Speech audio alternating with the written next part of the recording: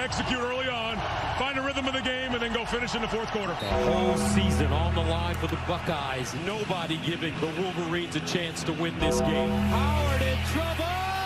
Incomplete! Ohio State turns it over on downs. And the Michigan Wolverines will shock the college football world. And now there's some skirmishes going on the field. You got to fight Ryan Day.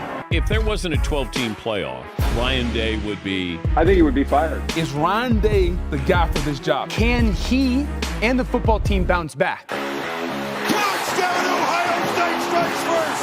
They cracked his helmet with such a big hit. Look at that. Touchdown end zone. Henderson breaks free. House call for Ohio State. The Buckeyes can begin planning for Pasadena. There is Smith rolling free. Breaks a tackle. Ohio State strikes quickly. Caught in stride. Abuka touchdown. Buckeyes on fire. Smith is wide open. It's a Crimson avalanche here in Pasadena. Travian Henderson gets momentum back for Ohio State. Sawyer knocked it out and picks it up. Ohio State scoop and score. Heavy pressure. Howard delivers downfield. And Smith, he's got it. And Ohio State is going to walk out of Atlanta national champions. The story gets to get told now, and it's a great story about a bunch of guys who have just overcome some really tough situations. There's a lot of people that counted us out, and we just kept swinging and kept fighting. It's the reason why you get into coaching, is to see guys overcome things, learn life lessons, and then reach their dreams. College football national champion Coach Ryan Day and the Ohio State Buckeyes.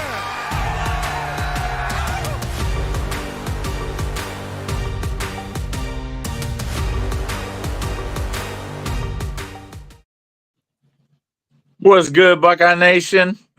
The Buckeyes did it. The streak is over. The Wolverines have been thwarted, and Ohio State did the NCAA's job by giving Michigan a playoff participation ban, man. I freaking love it, man. Came into the big house, took out the number one recruit, made him look like a freaking 3-star from the middle of the country. Absolute bust of a game from Bryce Underwood. His worst game of the season, let's be honest. And Ohio State dominated because our defense is the best in the country. The best I've ever seen at Ohio State. 7.5 points given up per game, man. I've never seen anything like it, dude. It's unbelievable. Yeah, a lot to talk about, too. My bad. A lot else to talk about, too. Ohio State, Indiana preview. Of course, LSU hiring Lane Kiffin away from Ole Miss, who's a playoff team and absolutely going to the playoffs. So much going down, so much drama in the coaching carousel. But first, let's break down Ohio State's big victory over the Michigan Wolverines. I mean, what else to say, man? Like, dude, after their win against Michigan, I mean, they are the undisputed number one overall defense in the country. And they've only given up 203 yards per game. And the next closest is Toledo, giving up 247.8 yards per game. They now surpass Nebraska, and they own the top passing defense in the country. They still, I mean, in terms of rushing defense, let me get there real quick. In terms of rushing defense, they, it looks like, yeah, they are up at 4 now, giving up 81.7 yards per game. Of course, the red zone defense, they didn't give up one score, man. They didn't give up one. Yep. So dude, but Michigan scored one touchdown in 2 games versus Ohio State. One touchdown in 2 games, man. That's crazy. But you know, I don't want to think about the last time they played. But dude, what a win for Ryan Day. I mean, this has to feel great, getting the monkey off his back, and especially after all the flack that he was getting, you know, coming off that last loss versus Michigan, you know, the flag being planted, you know, there's talks about him being fired, his own the Ohio State fan base, some of them threatening Day's family. He had to get armed guards to escort his kids to school and stuff. Like it was just nonstop. And just he was just being pissed on left and right by the media and everything. And all of a sudden he goes on this playoff run. He wins the national championship. Then there's a lot of questions coming into this season. Can they duplicate their national championship season? Are they going to take this big step back? They question the hire of Matt Patricia. They question, okay, Brian Hartline may be a great recruiter, but maybe he's not a great offensive coordinator. And they just question all the talent that was lost in the NFL. And the rest is history, man. Sitting undefeated, beat Michigan for the first time since 2019, heading to the Big Ten championship for the first time since 2020. And all is well, and all is definitely well in terms of Ryan Day's job, but order has been restored. All right. Yep. This is what happened is the right side of history right here. Going to the big house, BTA. And you know what, dude? The best defense that Michigan played all game was defending that M logo in the middle of the Yeah. No, you're 100% right, man. It was ridiculous, man. I don't know if you've seen the videos and clips going around Instagram about that. Ryan Day basically telling like, hey, we need to get your players off the field. And Sharon agreed. And he got him off the field almost immediately. And so that was pretty awesome, man. Doing his own house, man. It's like, dude, it's like me as, I'm an elementary school teacher. That's like me questioning a father if his house is in order, telling him what to do in his home, isn't in his own home. Just come in your house. Completely disrespectful, man. I love the celebration, man. I'm so thankful they didn't plant the flag. I saw a lot of flags in the stands, and that was pretty cool to see. Bobby Carpenter's idea for that one, so I like that idea for sure. And then also, man, just the complete and utter domination on the football field itself. Like Michigan was not in that contest. Yes, it was 17-9 at half, but it was over. My cousin said Michigan wouldn't score in the second half, and they didn't. They got completely outclassed and outmanned in every phase of the game. There was a 10-yard punt for the Wolverines at one point. Zabata was 3 for 3, so respect and hats off to him. Of course, he stepped up and finally figured out his crap for our game, but it didn't matter because that's all they freaking scored, man. Ohio State thoroughly and utterly took it to the Wolverines, and it was beautiful to watch. I cherish every single second. Yeah, the one thing that really stuck to me the second half, there's two things. Michigan had a total of -8 rushing yards, and that fourth quarter 12-minute drive, man, just sucked the life out of the Michigan Wolverines defense. Dude, they were gassed. And I mean, they didn't have an answer. And that was the biggest FU drive if I haven't seen one. It was just the complete reversal. And you know what? Why are there some people out there acting surprised that Ohio State did this? They've been doing this all season. And that's why I'm going to talk about that third down set that I've been preaching about almost all season. Go check the lives. Go check the videos. Go check Team Rivalry Show if you haven't seen it yet. Go check Ohio State Voice of College Football. I've been on there a couple times, and they're calling shows. I preached about that third down stat. Ohio State was one of the most efficient teams, the second most efficient team in the nation in terms of getting off the field on third down, which means that you're giving more possession, more of a chance for that offense to be on the field. And Ohio State's offense is pretty much like third or fourth most efficient team in the country in terms of their offense staying on the field, converting on third down, which means you get to sustain drives, you get to run out clock. So pretty much what they did to Michigan is what they've been doing all season long. If you don't believe me, go look at those stats. As a matter of fact, I do have it right here, that third down stat. So on offense, they are currently number one in terms of converting on third down. They've converted 74 out of 130 attempts. That is the best in the nation. Can't get any better. And on defense, that's really high.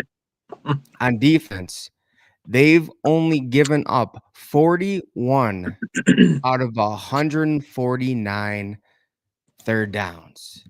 That is complimentary football. That allows your defense to, in terms of the offense, allows your defense to rest. You drain the clock. You keep the ball out of the other team's hands. And in terms of having be complimentary, when your defense gets back on there, they get off the field on third down. That doesn't give the other team's defense enough time to rest. So then they're getting tired out. That's literally what Ohio State has been doing all season long. It's like an anaconda who has their prey wrapped up and just sucking the life out of them slowly but surely. You hear everything crack, and then it's over, man. That's what they've been doing all season long. I try to tell people, like, they're pretty much slowing the game down. They have literally gone the regular season one game less in terms of offensive snaps. Just insane. They've slowed the game down. It's probably a game and a half at this point because they had already saved themselves a game by the time we played Purdue, and so it's probably a game and a half at this point. But when Michigan was 1-9 for third downs, man, which is what they were at the end of that contest, that's all you need to know. And you looked at our percentage too in that game. I don't know what our conversion percentage was, but it was high. I looked at it at halftime. We were 5 for 7 at half. Michigan was 1 for 5 at the break. I'm sure we finished. 9, we finished what? Michigan finished 1 for 9 on third down, dude. They were 1 for 9. Do we know what we finished though? I think we did another above 50%. Yeah, it had to have been because we were 5 for 7 at halftime, and I mean, dude, especially that 12-minute drive and the 10 for 17 on third down, and we were 2 for 3 on fourth down, man. That's above 50%, man, and 40 minutes of time of possession to their like 19, wow. 20. That's like playing Grambling, man. I think we had 45 minutes or maybe a little bit less versus Grambling in terms of times of possession. That you don't see 40 minutes versus a Power 5 opponent. That doesn't happen. That shows the domination. We outgained them by 300 yards, man. This was not close. 27-9 was the final score. This was not close. Yeah, man. And you know, it's kind of like this is what should have happened last season. But what didn't happen was Day didn't get a wake-up call the season before. I mean, you would have thought he had after, that 2023 loss at the Big House. But that just wasn't enough, man. Again, like that loss last season where they planted the flag and then all chaos ensued. That was the best thing that ever happened to the coach, this team, especially, Ryan Day. It woke him up. So thank you to that arrogant, pompous team from last season. Thank you, Derek Moore, for playing the flag on the block. Oh, we couldn't have done it without you. Ever since then, Cocaine Day has been on a tear, and the rest of college football better look out. And dude, I was watching the they made like game clips into a movie. It's on the Ohio State football page. And dude, just the look on Day's face heading out in the locker room from halftime or even begin the game, I'm like, dude, that dude is not scared of anything. I haven't seen that yet. I saw Fox's the movie of the game. I'll have to check that out tonight. I just got off work not long ago, but yeah, man, we got retribution for the flag planting. We ruined Derek Moore's senior day and a lot of other seniors, and it felt great, man. It felt great to break the streak. And there's a lot, honestly, growing up in Michigan, obviously I have a lot of friends that are Michigan fans. Yeah. Some have been quiet and took it humbly.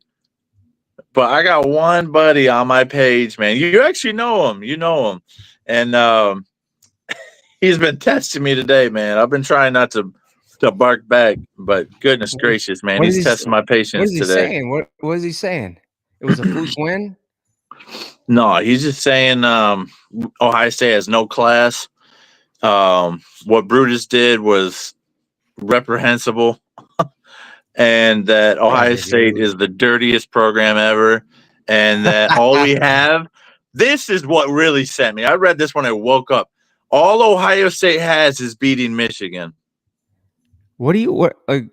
Dude, either that person just needs attention or they're just not with reality right now. Because I'm pretty sure before Ohio State beat Michigan, they won the national championship and they were undefeated heading into I didn't even Michigan. respond to that part of the comment. I was like, that's not even worth responding to. Bro, that's just someone who is probably, stuck in their feelings. They're stuck in the Harbaugh era. And you know what? Yeah. In terms of Michigan, stop freaking calling for, we need the Baltimore Ravens coaching tree.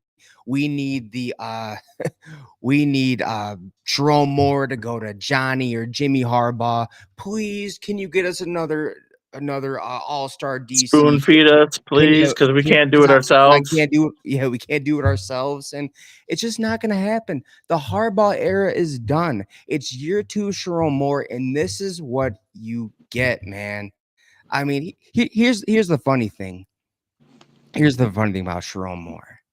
He did not have a problem with what his players did last season. No. And he looked pissed when Dave was pretty much saying, like, hey, like, we need to diffuse the situation. Your players need to go out the field so we can leave the field as well. It's just like, dude, they were looking for a fight the entire game, man. This Michigan program, it's not the program you saw under Harbaugh.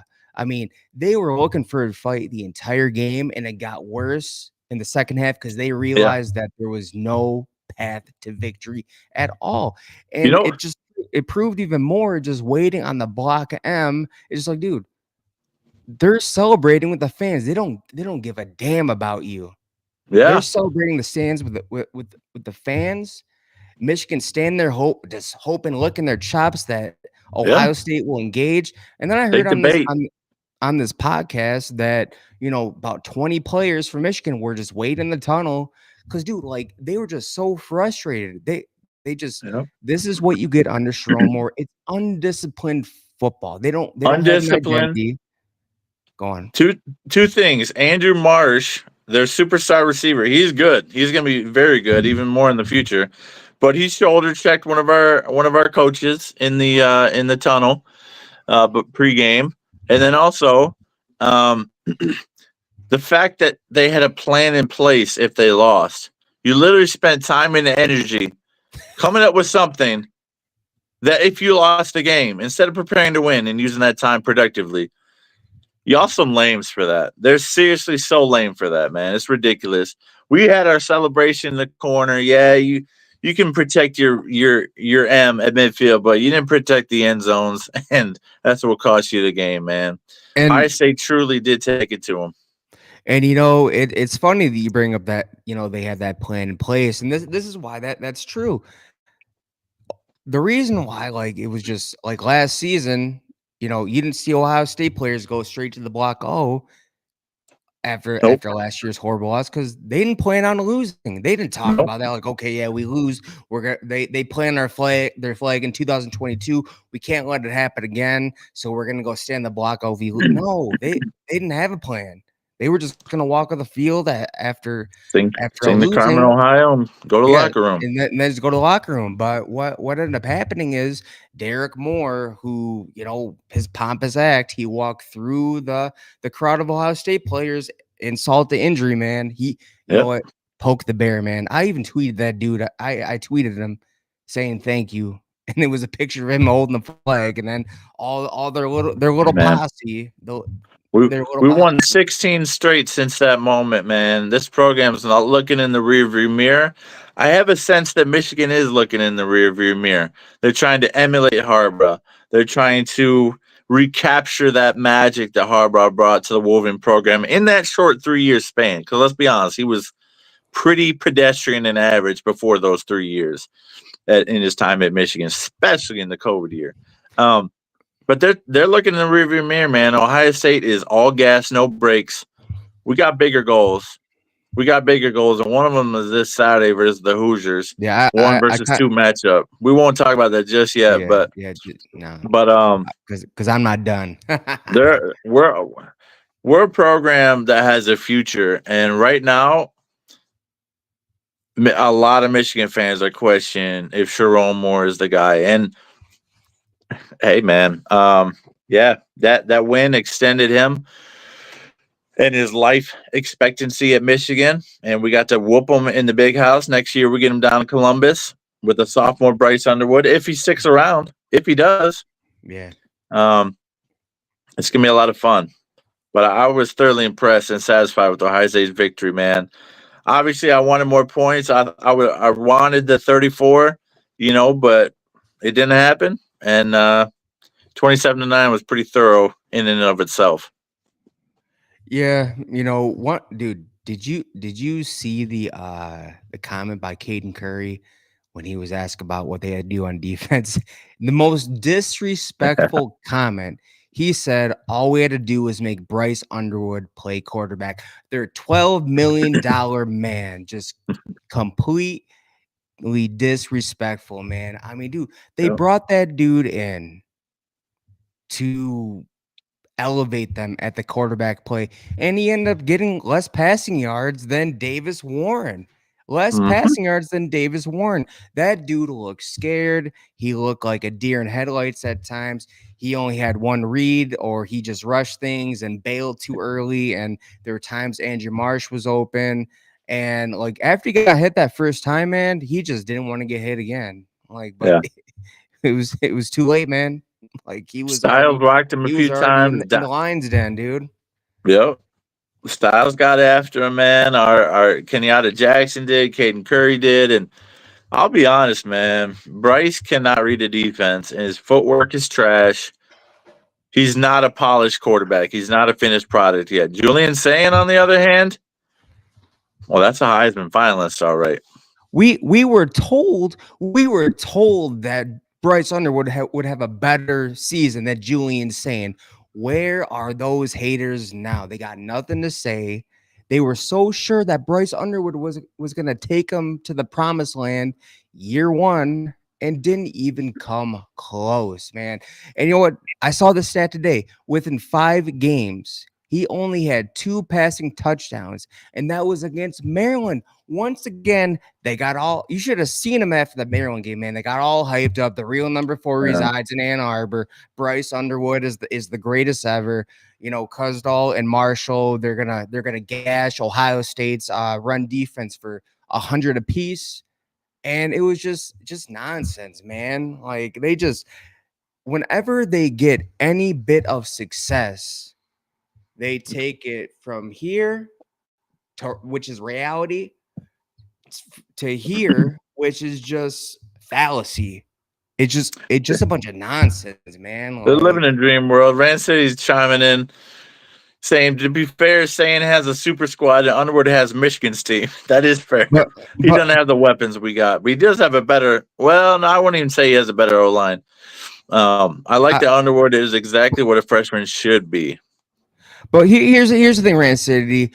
Everybody was talking him up like he was like the dude even talked himself up. Talk about someone who, you know what, man? I called this since from the beginning.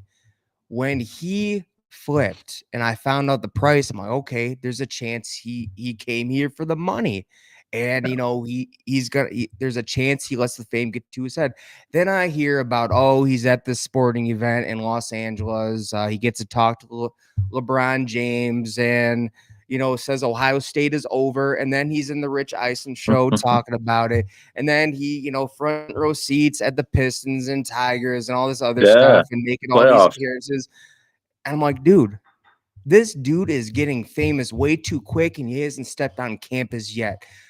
Something's not right here. And then you see on, X, all these pictures of, Photoshop, by the way, that he's getting fat. He's eating all these cheeseburgers and stuff. And what just like, okay, dude, like, why do you care about a bunch of people on Twitter have to say? On his Instagram, he has a picture of him showing off his stomach, like, oh, I'm gonna show my six pack, and it's just like, I dude, remember like, that. why do you care about what a bunch of nobodies have to say? Like, are you that insecure? And dude, I think Bryce, he's insecure. He let the fame get to his head. He talked way too much, man, and he didn't cash in. He just didn't. So talk about a humbling experience in the game, the biggest rivalry in all of college football. They did exactly what Ohio State did, exactly what they needed to do. Play quarterback, played right into their hands, dude. It was a pretty pathetic performance, and I'll be honest, man. After watching New Mexico, the opener, I said, "Wow, this guy did not look like a freshman. He played really well. He played controlled, but I could still obviously see room for growth." And I watched him play versus Nebraska in Lincoln. I said, "Wow, that was his best game of the season." I was impressed after Nebraska. The second half of the season has been absolutely awful for Bryce Underwood, man. Yeah, I don't.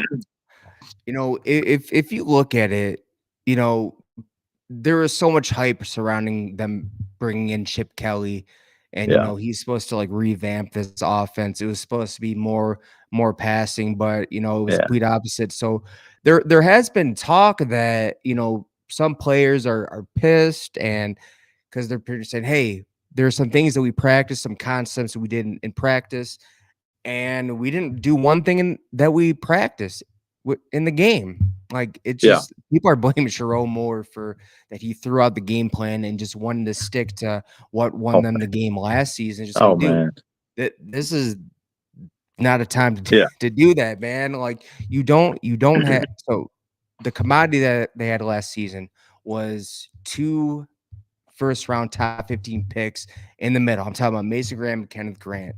It helped them get to the quarterback, cause a lot of chaos, and then it's slowed down the pace. They were able to dictate the terms of the game, and even on offense, they were able to milk the clock last season, and then they ended up breaking through and be able to get down for that field goal. Man, it's just like, talk about the arrogance. Be okay.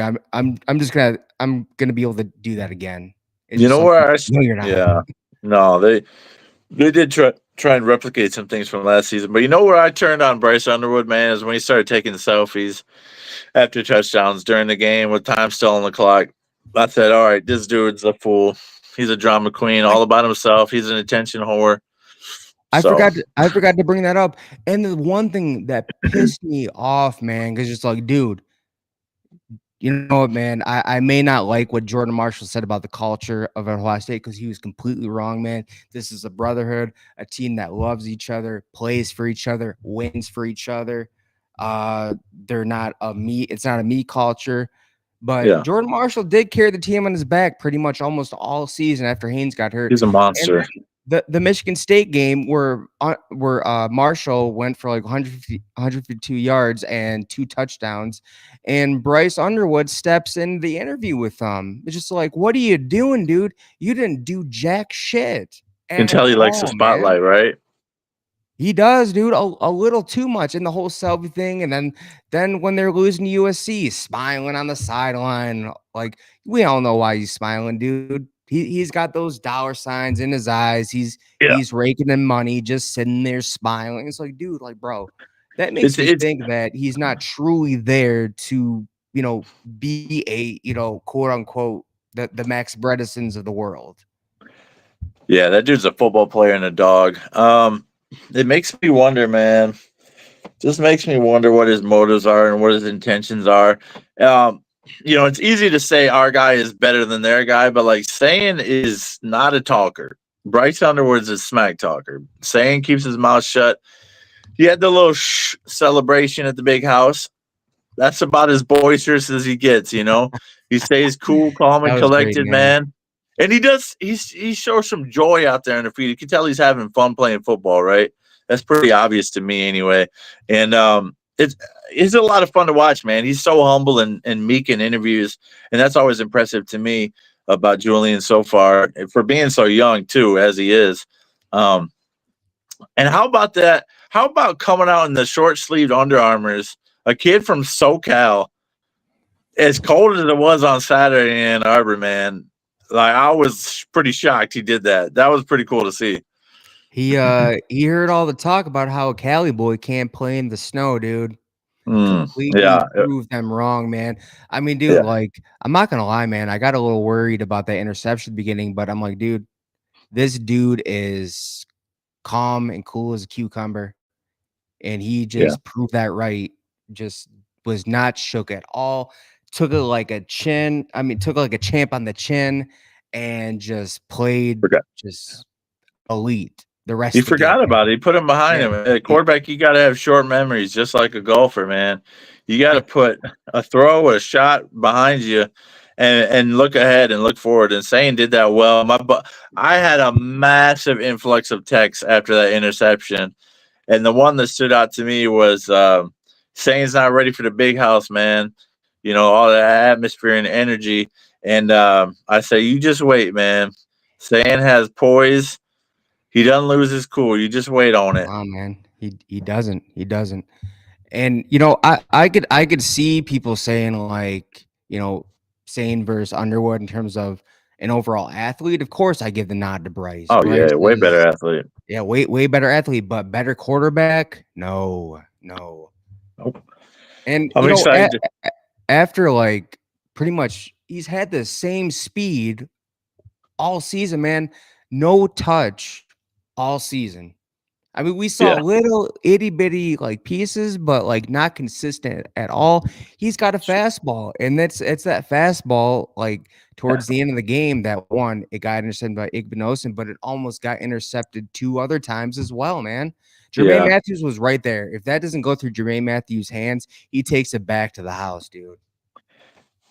Yeah, for sure, no question. I was disappointed he didn't catch that one. Yeah, but he Bryce Underwood's freshman year reminds me a lot of Braxton Miller's freshman year, except that Braxton put up a lot of rushing yards. Man, Bryce just for whatever reason, man, he didn't keep too many times on RPOs. He did have 5 rushing touchdowns throughout the year, for a total of a measly 14 touchdowns in 12 games. Like that's way below what I was expecting from Bryce Underwood. I was expecting at least 25 total or even 30. I think I predicted preseason 25 and 5. But anyway, Sane balled out, man. How about that throw on 4th and 5 to Jeremiah Smith? I Oh know my that was a gosh, big bro. crucial moment of the game, not only because we hadn't really got going yet offensively, and what a gutsy call from Day, but Sane stepped right up and threw a dart, a strike. You know, Jeremiah routed Zeke Berry up and completely left him in the dust. Put him in Got a the blender, touchdown. dude. Yeah, got to put him in blender. Got the first touchdown for Ohio State, man. Obviously a controversial one, and I'm glad Ohio State blew them out, because had Michigan only lost by that touchdown or those 7 points, I guarantee we would never effing hear the end of it this offseason. Nah, man, it was nice that they did. They put BTA, but dude, like, let's talk about the direction of the Michigan program under Moore going forward. I mean, here's how I see it, man. This is some of the most undisciplined, lackadaisical football I've seen at Michigan And in quite some time, man. I mean, you have Barham who headbutted a ref. Headbutted a ref. I don't care if you're yeah, let me show you what they're doing to me in real time. Whap. No, I don't care that you're doing that. You don't make contact with a ref. You're lucky that they didn't he's lucky that they didn't toss him, dude. And then you have players who are more chippy in terms of after the play than chippy during the play. And then, you yeah, know, you standing on the block M and defending the block M rather than defending the block M in the end zone. That's a complete culture shift, and that it starts at the top, and that's on Moore. To me, dude, he has not improved one bit from last season. He looks completely lost on the sideline. He has no emotion at all, except I mean, I guess after the game to, you know, make everyone feel bad for him during the press conference, but yeah. he's just not a good coach. If they were to fire him, literally there's not one Power 4 school that would pick him up. Just not going to I happen. agree. And I remember we had this conversation preseason, man, in our prediction for Michigan. We actually both predicted, if I'm not mistaken, that Michigan would go 9-3. We said 10-2 is the ceiling, but 9-3 is what we're going with. And that was a reflection not of Michigan improving, because they did improve record-wise, but it's a reflection of their easy schedule. Yeah. And what it's going to do, I remember saying this, man, what it's going to do is it's going to give life to more and just delaying the inevitable. He's going to get fired at Michigan. Yeah. This 9-3 season is just delaying the inevitable. Next season's schedule is insane, man. They do host Oklahoma. They go to Ohio State. They play Oregon at Oregon, I think. Oregon. They host Like, Indiana. their schedule's insane, man. They play Iowa. Play the Hawkeyes. Like, they got losses coming, man. They got to spend some fat money in the portal if they think they're going to compete with Bryce Underwood at quarterback and with the offensive weapons or lack thereof that they have currently on the roster. Here's the thing, man. Yes, they have Tony Alford, but what top skill player they just bring in? Was it a wide receiver or was it a running back? Because that will tell you everything about the continuous direction of this program in terms of the offense. It was a running back. Yes, Savion Hyder is a can't miss running back, but he's gonna be good. You brought in a quarterback for $12 million. Why not build around him in terms of wide receiver? I'm sorry, man, but dude, if you think you're going to get these seasoned wide receivers who have one more year or 2 more years to show out and pretty much get a tape together for the pros, you are mistaken. It's just not going to happen, dude. You're not going to get Nick Marsh. You're not going to get Cam. You're not going to get Cam Coleman. You're not going to get Ryan Williams. Like, it's just not going to happen. I've seen it all season. The Wolverine fans are clamoring for Nick Marsh. It's not effing gonna happen, man. Nick Marsh is not coming to an offense that throws the ball 20 times a game. What wide receiver would be attracted to that? Tell me. Freaking nobody. No one. Dude, they're gonna have to lure some top wide receiver prospect with lots of money and develop them themselves if they can. Because it's like, dude, again, you're not like Nick Marsh. He has like 1 more year, maybe 2, to get a pro tape together to go first round. Every college kid's dream to go first round in the NFL draft or to even get drafted at all. But I guarantee you, Nick Marsh, he wants the first round. He wants the, high mid second round, dude. You just can't do that at Michigan, dude. The last wide receiver to get drafted was Roman Wilson, and let me tell you, my wife's a Pittsburgh Steelers fan, and they think he is trash. Yeah, they hate him. I agree. I know that full well. He's struggling mightily there. Yep, their last first round wide receiver at Michigan, if I'm not mistaken, was Jason Avant back in 2005. So it's been 20 years now. Oh my gosh. It's been 20 years. I was thinking maybe Braylon Edwards, but then I forgot about Jason Vaughn.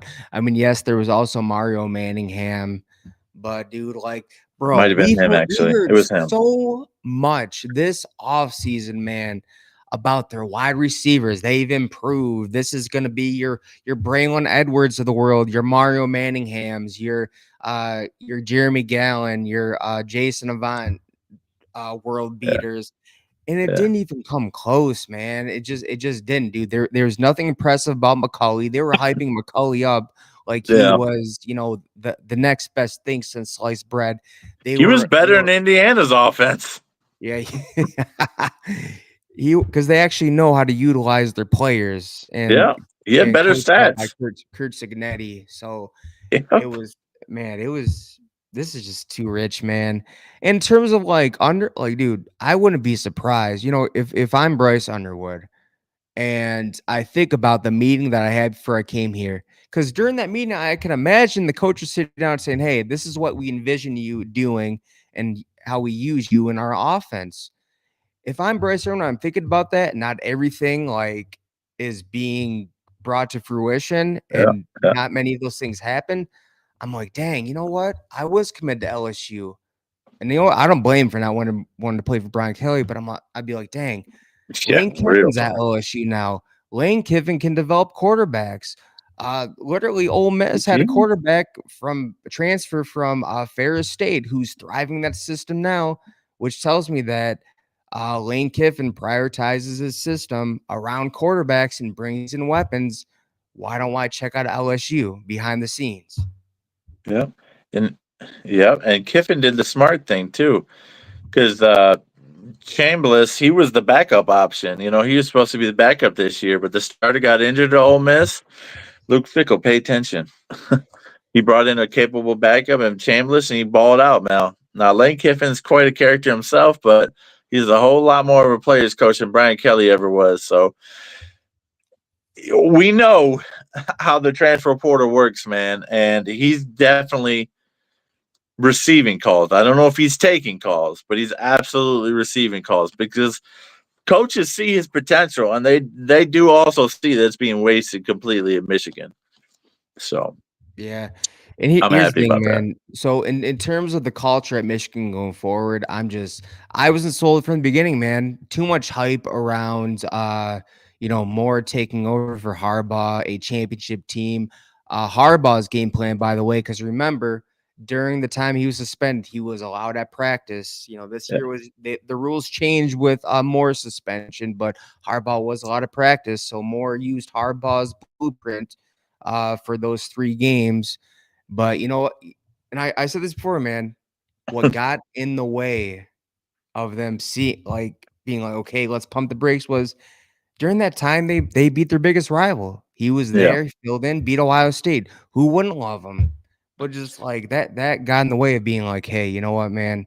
He took over for a championship team. He stepped Mm. in. He was the substitute teacher, did Yeah. the job, but let's do a Yep. national Yeah. coaching search. So it's Yeah. just like, You you struck on something with Underwood that I wanted to touch on before we move on, but yeah, I was listening to Joe Klatt's show this morning. I woke up super early, and I was listening to that, and he said something like Bryce Underwood had 15 bowl practices because he enrolled early. He was able to practice in the bowl games with Michigan.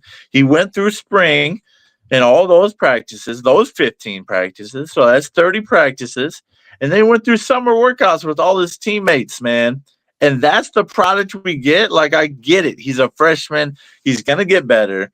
You know, I don't know how much better under Michigan because they don't have a quarterback coach, mind you. Um, and also, it's just like how is that the product that's on the field when you had 9 months to get ready in a college program, and we it's come out with 14 total touchdowns? it's because they're not serious about developing quarterbacks. Look at JJ McCarthy, dude. He is a system quarterback. He was called upon when needed, which Yeah, was on third down. Yes, he was extremely accurate on third down, but if you needed him for like the whole game, dude, yeah. just not gonna happen, man. I don't want to bring up 2022 Ohio State. Well, Jim Knowles' arrogant ass played cover zero the whole game. So there's that. Who couldn't do that? So the Buckeyes did it, man. 27-9, Ohio State rolls in Ann Arbor.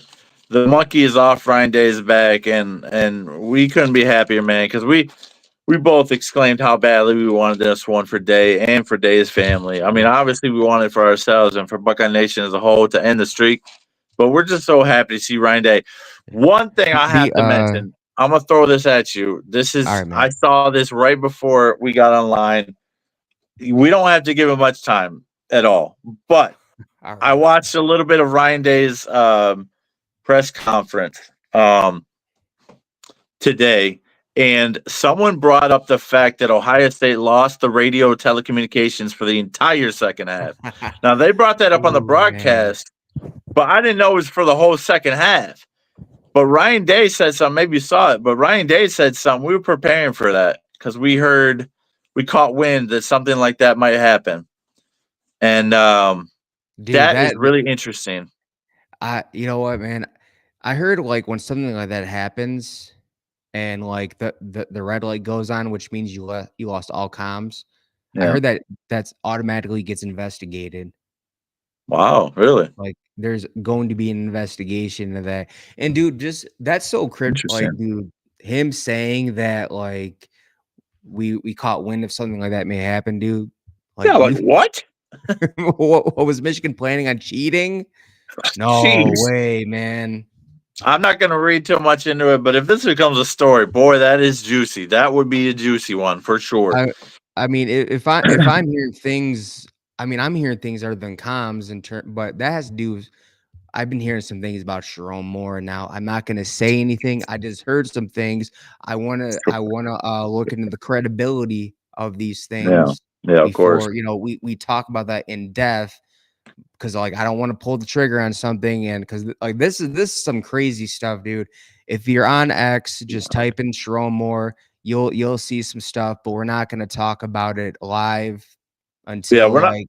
something serious, like Right. somebody serious Something reports on it. credible. Yeah, Yeah, some incredible. exactly. But in terms of the culture going forward with Michigan next season, you know what they're gonna to me, it's like the Miami Hurricanes, dude. They have enough talent, but not enough coaching to get them over that hump. So I see another like 3 loss season. I was just going to ask you, man. I know it's super early. We don't know who they're getting in the portal. We don't know who's going to actually commit to the recruiting class tomorrow. Who might decommit? But yeah, that's interesting. Another 2 to 3 loss season. I could see it too. Bryce Underwood's going to improve. He will, but man, he needs a quarterback coach because Wouldn't he be doesn't know how yeah. to play the position right now. Wouldn't surprise me if Michigan was cheating, Rant City says. You know, the thing that Interesting. the thing that Day said about, we caught wind of something may happen. Did somebody warn them that Michigan was planning that? That to me, that's what it sounds like. Like, hey, this may happen, be on the lookout. And dude, he even did you hear what the rest of he said about the wristbands with him and San? Mhm. I didn't hear Yeah, that. they had pre-made wristbands in case this did actually happen.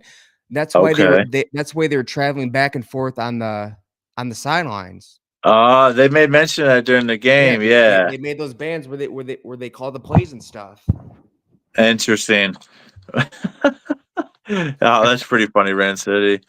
Yeah, Yeah. man. But he is an incredible quarterback coach, man. Your quarterback, he's killing it right now. Gunnar Stockton, man. I didn't think he'd be that good this year. He's They killing it. He's just proved me they wrong. just lost Jared Curtis to Vanderbilt. But they I do saw have that. that I elite saw that. quarterback coming in for I think it's the 2028 class. But dude, that's like 2-3 years away, man. But As you never long as know Kirby's after there, I don't that. think they're going to struggle to pull in elite quarterback talent, man. He's been doing that since he got the head coaching position, so I ain't sweating them there. But how about how Yeah. you feeling about Georgia's chances against Bama coming up, Rand City? And Rob, how do you feel about that game? We can just touch on that really briefly here. Until otherwise, it seems like Kirby Smart is just extremely cursed against the Alabama Crimson Tide. But however, Yeah. it seems like the roles have been reversed. Alabama has regressed a bit as the season went on, and Georgia has gotten better as the Yeah. season went on. You know what, man? Give me the dogs this time. Screw it. Why not? I do agree with you that Bama does look worse, but maybe at this point of the season, Georgia has improved. I've been impressed with Georgia.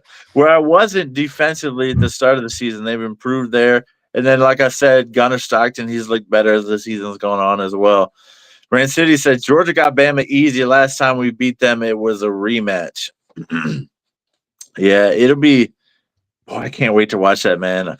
I usually work Saturday or every other Saturday, but I got this one off, man. I'm excited to sit down and watch all that festivities. I don't know. I don't know if I can pick Georgia. I think I'm leaning Georgia. I am leaning Georgia, but it's like, man, how many? That's going against my heart right now. My head's telling me Georgia, but my heart's telling me Bama. So we'll Yeah, see. it's kind of like it doesn't matter who's the head coach of Alabama.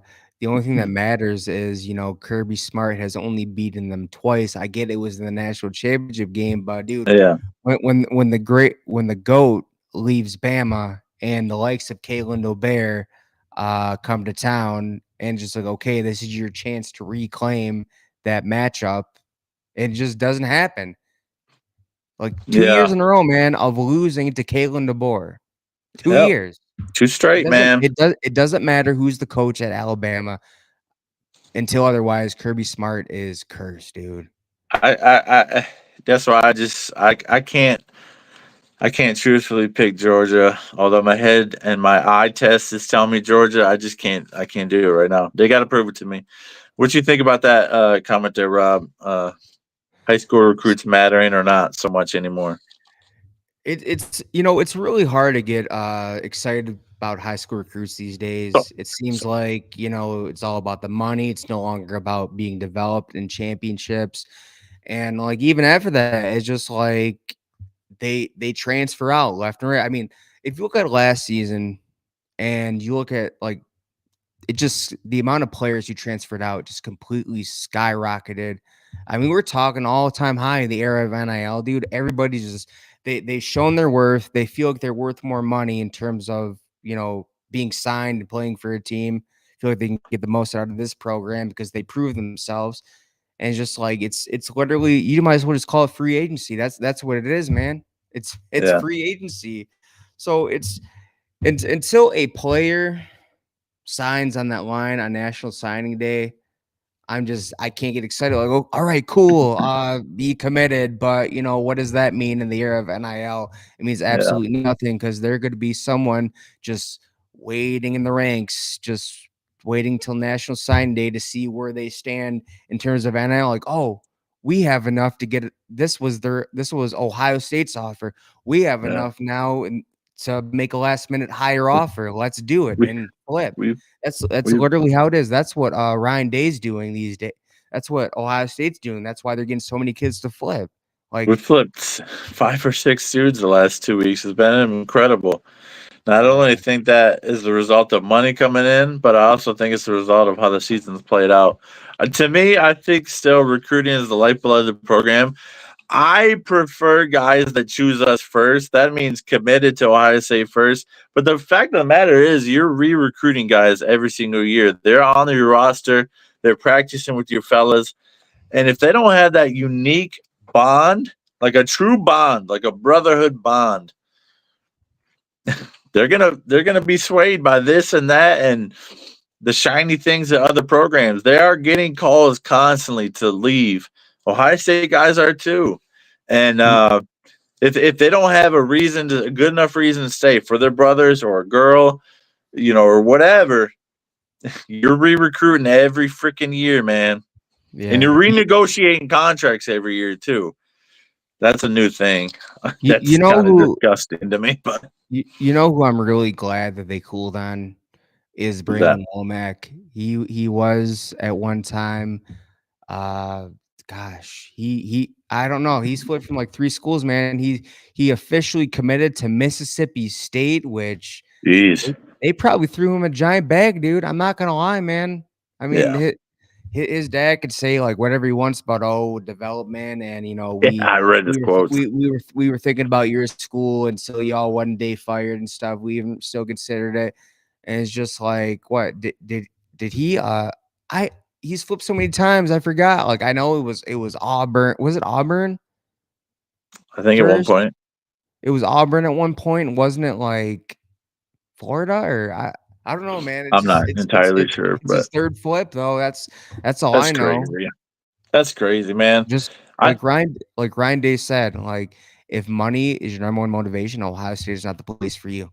The place.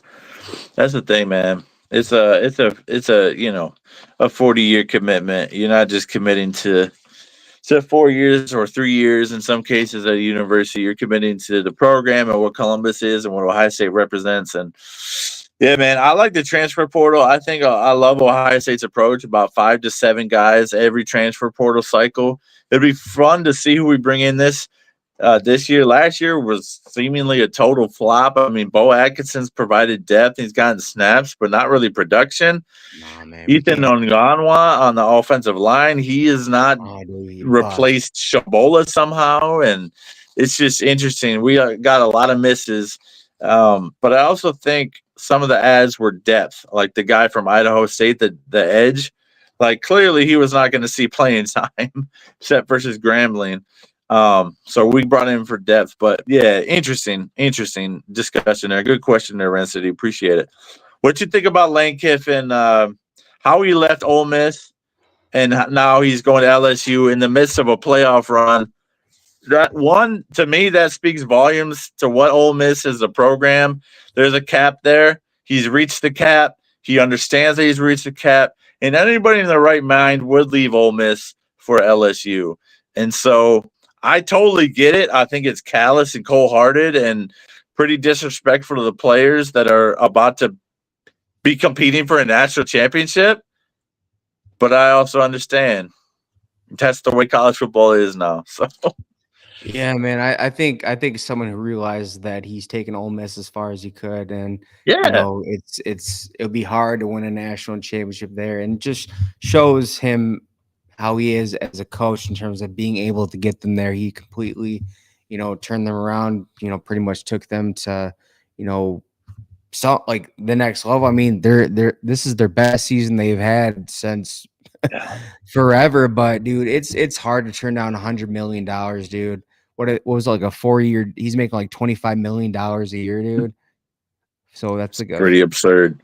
4-year, Pretty $100 absurd, million man. contract. And no, dude, like the never-ending resources at LSU. I mean, it is a prestigious college football job. I just thought of this, man. This is high school drama stuff, but like his daughter is dating Whit Weeks from LSU. And I don't know if he's graduating, but that's an interesting connection there in the sense that, geez, man, his daughter dating the star from LSU, and now he's about to take over as head coach at that very program. I wonder if this was in the works for a while. I wonder. But anyway, I just threw that out there. But Lane Kiffin has definitely left some places in some ugly manners. If you remember Tennessee, how he left Tennessee after just 1 year when he was his first year as a head coach. 1 second. The college football playoffs rankings just dropped, dude. Ohio State #1, Indiana #2, Georgia 3, Texas Tech 4, Oregon 5, Ole Miss 6, Texas A&M 7, Oklahoma 8, Alabama 9, Notre Dame 10. Number 11 would be conference champ, and 12 would be a conference champ. So first team out is BYU. Second team out is Miami. So Miami, Texas, Vanderbilt are all on the outside looking in the college football playoff. So, I mean, dude, like there are for sure gonna be 3 Big Ten teams. And let's see, 1, Oh yeah, of course. 2, 3, 4. Dude, there's 5. Dude, there's 5 SEC teams right now, bro. Wow, that's 5, wild. dude. So, dude, let's see, Georgia, Alabama, Oklahoma, Ole Miss, Tech. Dude, there's gonna be 5 teams, 5 SEC teams in this college football playoff, bro. Like there's no way around it. I don't care. Well, actually, if Alabama loses, dude, they're out, man. So the least there'll be is 4, dude. So they'll have 4 teams, and we'll, that's cool, man. That's interesting. 3. I should know this, man. I've been so focused on our win over Michigan, I haven't even looked into it yet. But who's matching up in the ACC championship game? Who's playing in that? I think it's Virginia. Yeah. I know Virginia's won. Yep, the Cavaliers are in it. Man, that's how, like, I don't even so know. off the radar. Like that's how ACC football is right now. Like it's not even relevant. It's one of those weak conferences, man. That just the one bid league. Yeah. Oh yeah, it's Duke versus North Carolina, man. Talk about such a bizarre matchup, Really? bro. I think Duke is like what, a 5-loss team? The hell? That Are is, you dude, sure? that I swear to God, bro. That is the matchup.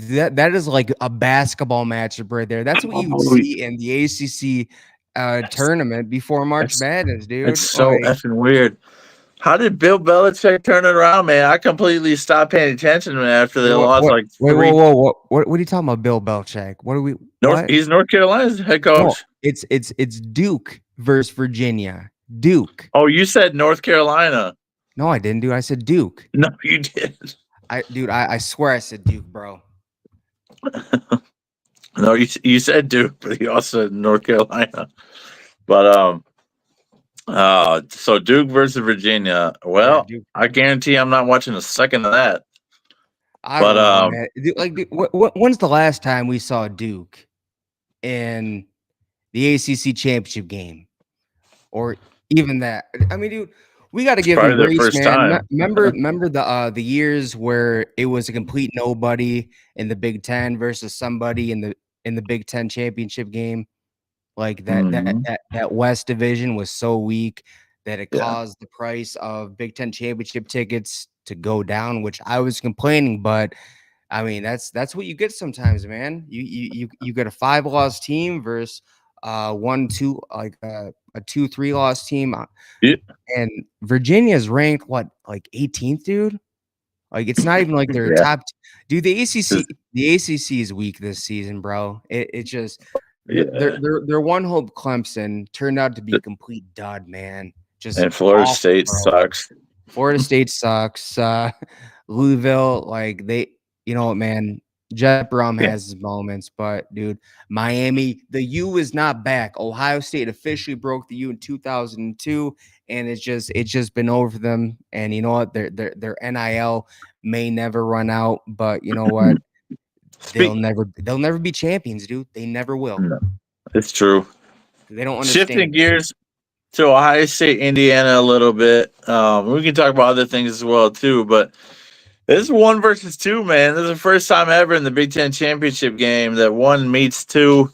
The only undefeated teams left in the nation, and Rand City thinks we're going to boat race the Hoosiers by 400. I'm not so convinced of that. I mean, I'm confident we're going to win. 400. I'm very confident we're going I to mean, win. Peter, let's be honest. This is what Indiana has been outside of the Kurt Signetti years, and they've been a basketball school. And it's time for us to remind them that they've been a little old basketball school, dude, who hasn't won a national championship since the 90s. Like, I'm talking about basketball. They are definitely a basketball school. Outside of these Kurt Signetti years, this program has been ass, dude. Just complete nonsense. I don't hear anything. They're claiming wide receiver you. They're claiming that, you know, their quarterback you. Mendoza's gonna win the Heisman. Mendoza's Tom Brady. Kurt Signetti's the best coach in all of college football. It's just like, dude, are you not forgetting what happened last season against Ohio State? And you know what, man? Hats off to Kurt Signetti for coaching up this team, man. It's been impressive what he's doing. There's no hating on that, but let's not get ahead of ourselves here. Like, act like you've been there. Oh wait, you haven't been there because you're a basketball school, dude. Like, Yeah. I'm tired of, man. It's time for the Buckeyes to go in there, take care of business in Lucas Oil Stadium, Indianapolis, and shut these fans up, dude. They just don't know how to act right now. They've been so insufferable, man.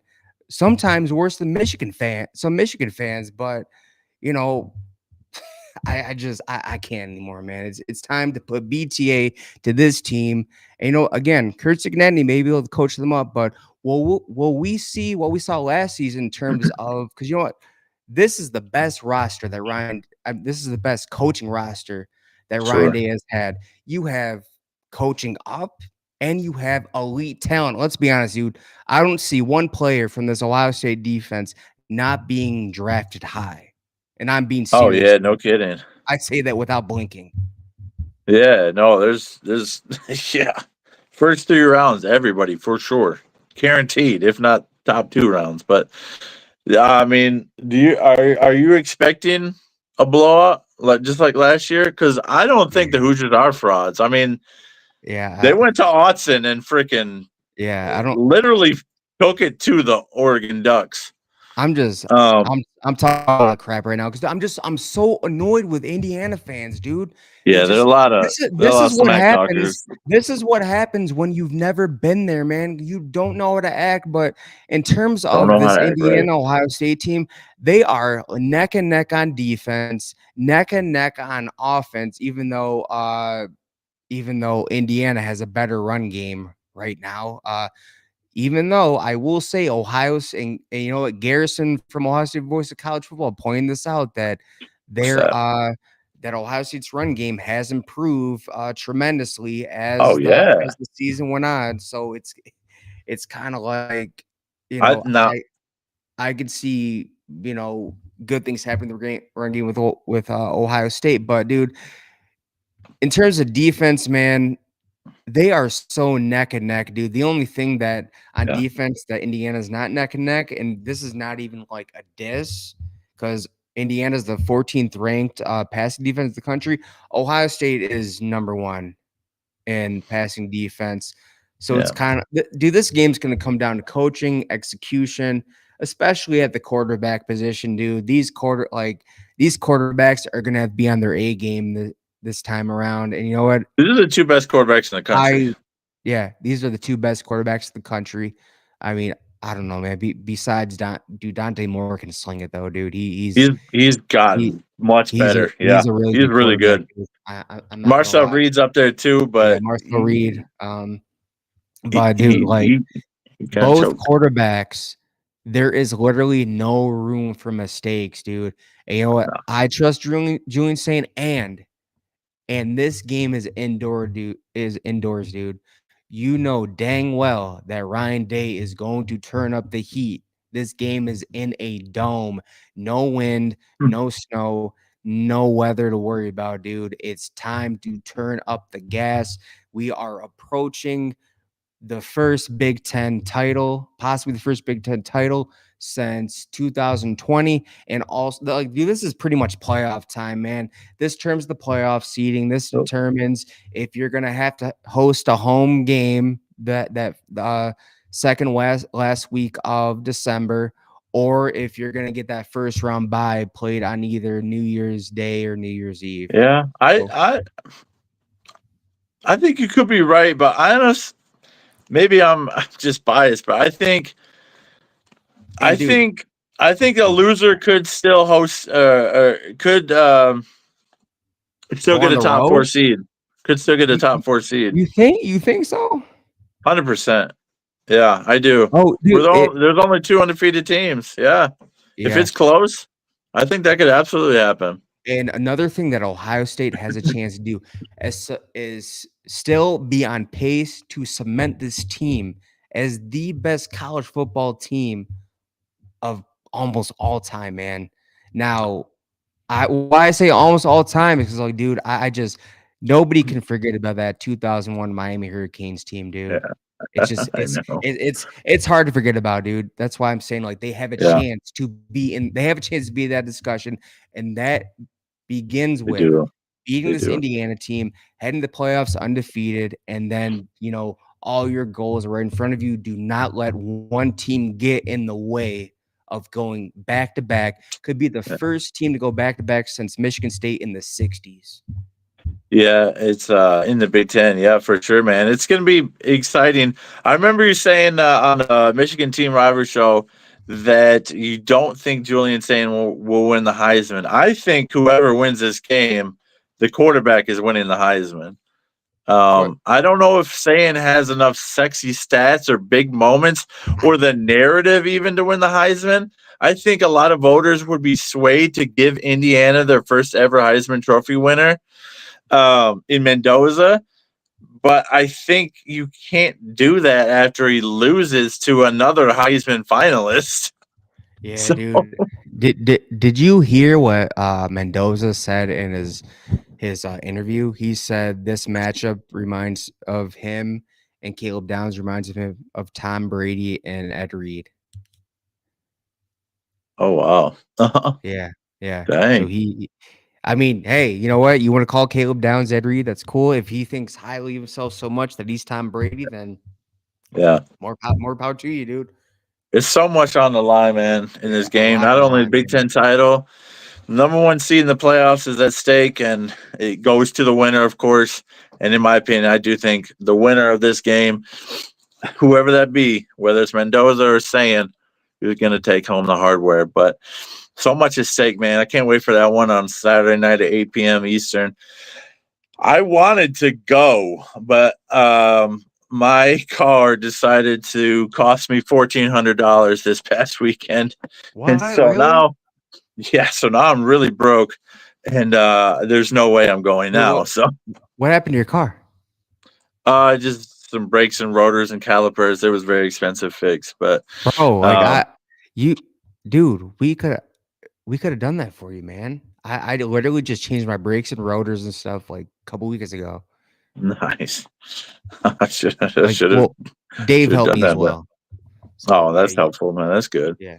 But yeah, man. So You it's were gonna be gonna a fun. go? I mean, I You was were, considering. Absolutely, I was bro, you considering wouldn't going. dude, you know how much tickets are going for, dude? Like 400 a piece, man. Probably higher now. Yeah, no, I saw there were 371, the cheapest one I saw. Dude, So I tried, I dude. wouldn't have paid that, but Yeah, dude, I tried to get you to go to the Michigan game, man. yeah, no, 150 a piece, dude. Very happy my dad forced me to learn cars as a kid. They are a pain sometimes. Yeah, and they're really expensive. You don't know what they're doing with them. You can save $50,000 or $100,000 over a lifetime if you know what you're doing with vehicles. So yeah, that's a great skill to have, man, for sure. Um, but yeah, man, that's gonna be a hot ticket, man. Do you think there'll be more Hoosier fans there, or more Ohio State fans? Because this Oh is man, Indiana's first ever bro, time. It's in their home state. you already know that Ohio State fans travel in packs, dude. Well, they do. There's gonna be a lot of scarlet and gray, dude. I mean, they There's, took oh, over there will the be. big house, man. They took over the big house, dude. Like I think big it'll be time. pretty split 50-50 personally. I think so, but we'll see. We might take it 60-40 because we always surprise, man. We travel well. We really do. And it's not that far from Columbus to Indianapolis. So Yeah. that's gonna be great, man. We don't have to drop a score prediction yet, but I No. think it's gonna be pretty low scoring, like just in my Yeah. opinion. I mean, Like it's gonna be a game of chess, man. mm-hmm. It's gonna be a game of chess. You know, counter punches on defense. Who's gonna be able to do the most on offense, man? Who's gonna be able Yeah. to break the crack in those top defenses, dude? Whichever one does that finds an opening and they execute on it. That's who's gonna win the game. Yeah. It's gonna be whoever takes advantage of those opportunities and whoever doesn't turn over or turns it over less is gonna win the football game in my opinion. One last thing before we sign off, man. Pat Fitzgerald to Michigan State. The Spartans, a good hire, bad hire? What you think, or just an okay hire? I mean, look what he did with Northwestern, dude. I think he's a program builder. He's gonna bring Yep. He's gonna bring great culture. He's gonna bring back the physicality, the toughness, the grit Mhm. that MSU was under Mark D'Antonio. And you know what? I know that some Michigan fans are thinking this is a bad hire, but it's not the bad hire that you think it is, man. They could end up having better culture under Fitzgerald than the culture currently under Moore. So Northwestern did him dirty. He won the lawsuit. I think it's a good hire. He brings that tough, defensive-minded presence to Lansing. I think the Spartan Dogs might be back. Maybe not to the D'Antonio level, but we'll see. You can recruit uh, to Michigan State better than you can to Evanston, and he recruits some decent to good quarterbacks in Northwestern. Some scrambling guys, some dudes that can throw the ball well. Hopefully, he can get some wide receivers to go with them. one more thing to look at is what's going to happen with Penn State, dude. If you guys haven't seen in the media, they were currently Yeah. in a battle with getting BYU's coach. It didn't happen. The Mormon Church won. They were able to get all their collectors together, offer him a lucrative contract. And currently, Penn State is below Harvard I never thought I'd be saying that ever. Harvard, in terms of rank, 128th ranked class. They have 4 4-stars, 1 3-star, no head coach. Isn't early signing day tomorrow? It's tomorrow. Yep, early sign days tomorrow, man. You've already seen the flips. Could they end up empty-handed due to you know what, man? I'm sorry to say this, but they made a terrible, terrible mistake biting the hand that Yeah. fed them, aka James Franklin got you out of your worst scandal and revived that Penn State program to what it is. And now, dude, this is a big deal. This is a big setback for years to come. We're talking about 4 4-stars, 1 3-star. They have 5 total recruits for this class. They need to hire someone quick. I know I it's can't early sign. believe they were one of the first programs to fire a coach this year, and Michigan State just fired theirs one day on Saturday and then hired a coach the next day in Pat Fitzgerald. How does Penn State not have a plan that was put together? They don't seem like they know what they're doing. They seem like they reacted out of emotion, reacted to the fan base's letters and calls and angry tweets and social media posts.